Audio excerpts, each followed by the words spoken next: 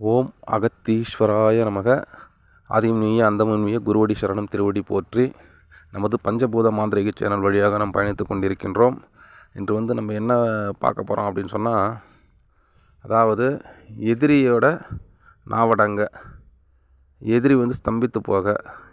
இப்போ என்ன அப்படின்னு சொன்னால், நிறைய பேர் கடை வாங்கிட்டு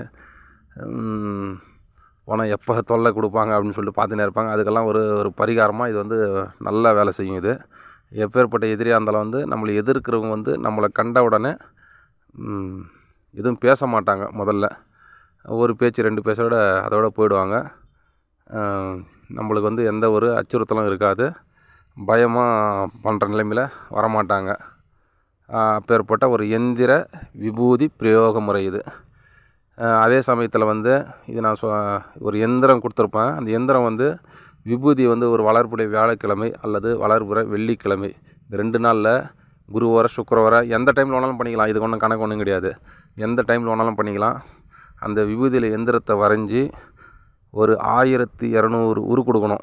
1200 உரு கொடுக்கணும். 1200 அது பக்கத்தில் ஒரு விளக்கு வச்சுருக்கணும். பூஜை அறையில் செஞ்சாலும் சரி, இல்லை வெளியில் செஞ்சாலும் சரி, ஒரு விளக்கு வைத்து தீபம் எரிஞ்சிக்கினே இருக்கணும். 1200 உரு கொடுத்து அந்த எந்திரத்தை விபூதியில் வரைஞ்சி 1200 உரு கொடுத்து நம்ம வெளியில் போகும்போது நெற்றியில் திலகம் போல் தினமும் வச்சுக்கின்னு போகணும். குறைஞ்சது 48 நாள் வைக்கணும். குறைஞ்சது 48 நாள் வைக்கணும். அதாவது குறைஞ்சது 48 நாள் வச்சுன்னு போனோம் அப்படின்னு சொன்னோம்னா, முதல்ல என்ன பாயிண்ட் அப்படின்னு சொன்னால், நம்ம எந்த ஒரு வேலைக்கு போனாலும் தடங்கள் ஏற்படாது. முதல்ல தடங்கள் ஏற்படாது. 2வது எந்த ஒரு வேலையாக இருந்தாலும் கை கூடி வரும். தள்ளி இப்போ ஏற்கனவே அந்த வேலை ஆவணமாக இருந்துச்சு, ஆனால் தள்ளி போகுது அப்படின்னு சொன்னால், அந்த விபூதிய பிரயோக முறை நம்ம பண்ணின்னு போனோம் அப்படின்னு சொன்னோம்னா, திலகம் விட்டு போனோம்னா, அந்த தடங்கள் இப்போ ஒரு 10 நாளில் லேட்டாக வாப்பான்னு சொல்கிற ஆளுங்க 2 நாள்லேயே முடிச்சு கொடுத்துட்றோம் வாப்பா அப்படின்னு சொல்லுவாங்க. இதுதான் விஷயம். அப்புறம் எதிரிக்கு முதல்ல சொல்லியிருக்கேன். அது எதிரி நம்மளுக்கு எந்த ஒரு தொல்லையும் கொடுக்க மாட்டாங்க அப்படின்னு சொல்லி, மந்திரத்தை 1200 உரு கொடுக்கணும்.